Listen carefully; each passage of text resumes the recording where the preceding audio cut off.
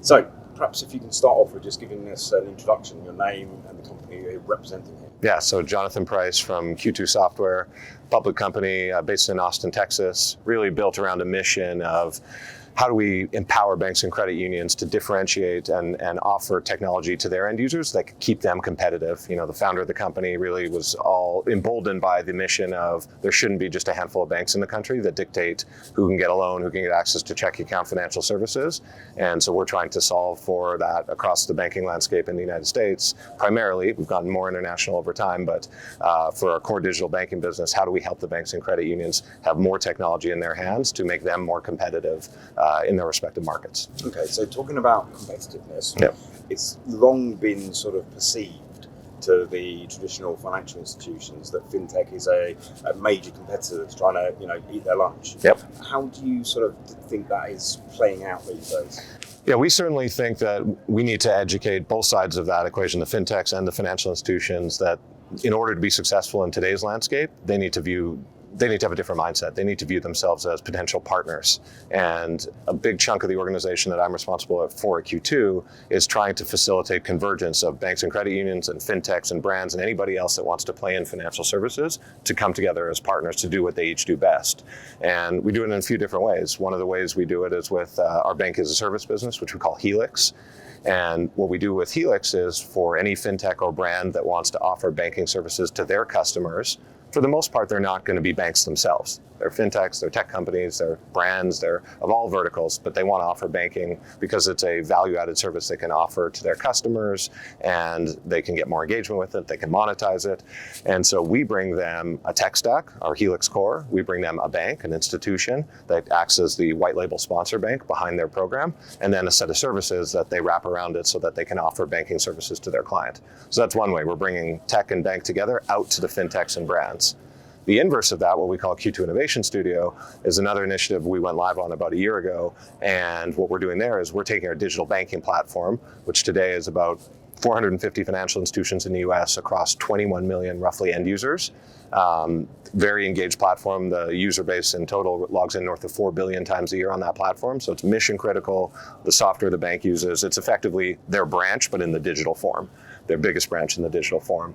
And we've gone to the fintech ecosystem and said, ride our rails in. We expose the SDK and a set of APIs so that the fintechs can integrate to the digital banking platform and surface their experience and work with the end users of a bank or credit union inside their digital channel. And for the banks and credit unions, that's great because it allows them to have more access to innovation much faster than historically has been available to them. It allows them to have more engagement with their end users than just what they're getting with their own products.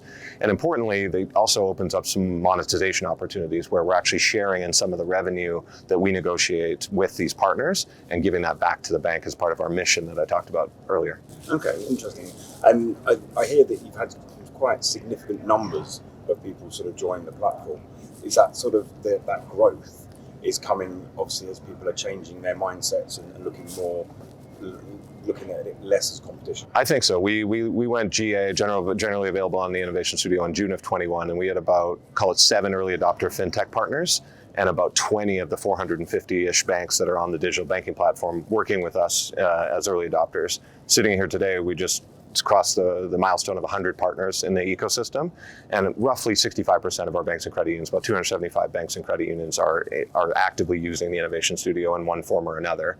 So I think what that demonstrates is the banks and the credit unions see the value of working with these fintechs and bringing that incremental innovation quickly into the experience. And similarly, the fintechs have started to see the value of our channel, of this very captive, engaged audience that we have that are the end users of the digital banking of these banks and credit unions and can embed into their digital banking platforms. I think an important note there is this isn't just about like retail fintechs. Banks and credit unions, often the holy grail for many of them is their business and corporate customers, their small business and corporate customers. And we're solving for fintechs and apps that are solving for problems and pain points in the journey of a business customer of a bank and a consumer customer. And so when you think about that 100-ish fintechs that are in the ecosystem, we're solving for both. We're solving for retail use cases, SMB use cases, and larger commercial use cases. And that's what the banks are looking for. It's not just a retail-only problem that they're looking to solve. Yeah, it's quite interesting. That makes me think that, is there a particular sort of use case that is that you see as a major trend? What are the cases that fintechs are solving? There's been a bunch that have been thematic, and like we kind of want it in an open marketplace. We really want to be seen as Switzerland. Our job is to bring the banks and credit unions optionality of the best vendors in a given space. So if you take an area like let's take conversational banking. There's a bunch of these conversational banking and AI vendors, and we've integrated with a bunch of them, folks like Fin and Casisto and Glia and others. And our job is to build those integrations with these fintechs. It's off the shelf available to the banks and credit unions, and they get to choose which of those vendors and their value proposition suits what their end users need. And our job is to deliver optionality to them. And so but there's been a lot of hot sector. Last year, probably a little more topical than this year, we had a bunch of the crypto vendors come and wanted to basically, within the digital banking experience, offer the bank's customers, the credit union's customers, the ability to buy, sell, or hold Bitcoin.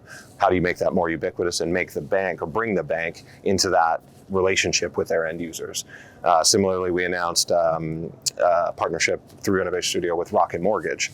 Again, historically might have been viewed as competitive, but what Rocket is saying is, let us embed our solution co-branded with the bank in their channel and keep them captive in their channel, but allow them to have access to a product that for most of the banks and credit unions, call it 50 billion in assets in the US, mortgage is typically not a huge business for them. Sometimes it's subscale, sometimes it's less strategic, but this gives them the ability to offer mortgages at scale without the operational overhead of running a mortgage business.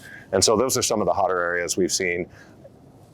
Thematically, I'd say 2022 has been a big shift towards some of the apps for helping a business helping the bank deliver apps to run a business. So if you think about the life cycle of a business that a treasurer or CFO would have, apps to run small business and accounting, finance, payables, receivables, money movement internationally, domestically. There's a whole bunch of fintechs that solve those problems. And we believe that the banks can be at the center of helping their business customers solve them by delivering these apps. Okay. It's kind of interesting, I guess, there's a term probably very last year called marketplaces, which everyone was talking about marketplaces. I guess you've kind of taken that and pushed it on to more of like a network effect almost. Is that kind of the sort of, was that intentional, or is that sort of just the way I think that's exactly right. We consider, so we have inside the Innovation Studio, we have two programs, one we call Q2 Accelerator and one we actually call Q2 Marketplace. And the reality of what we're trying to solve for there is the Accelerator program is saying for features and solutions that the bank consumes, and where they're basically saying, we want to have this technology and offer a value-added service to our customers. Think about something like a digital support application. That's something that the bank wants and needs to consume, because while they can't discreetly charge their customers for digital support, it's very, very important for them to have best-in-class digital support in today's digital world. And so they want the best-in-class, and we can deliver those integrations that historically might have taken us 9 months to do because we're not a professional services firm. So, where those integration efforts may fall further down in our backlog historically. Now we're basically saying these integrations are all available off the shelf. They can pull it down tomorrow and they can have access to that innovation. On the marketplace side, I would think of those as more applications that are directly end user facing. And so we're saying, like, if you're a customer of some of the, let's say a good example would be like Experian for monitoring credit, like creditworthiness, or if we take one like Autobooks for small business, we're saying the end user can subscribe to these apps as though they went out to autobooks.com or rocket.com or any of these websites directly, but do it through their bank, through the digital channel, and have the benefit of integration with their data, so the onboarding process has less friction, less abandonment in it, and the benefit of being integrated to their digital banking platform as they use the application. So that's the marketplace model where the end user actually subscribes or consumes the app themselves, versus the accelerator model where the bank is taking down that integration and delivering a value-added service to the customer. Okay. So for one final question, then another question. Where do you see the market moving? Where do you think the most interesting integrations are going to be running into sort of 2023? Yeah, it's interesting. I think I've definitely seen a shift, as I mentioned before. For the first year of building this two-sided marketplace, the Innovation Studio program, there was a heavy focus on consumer apps. More and more, and I think we've seen this in the fintech space. Early fintech in the United States especially was very focused on the consumer application.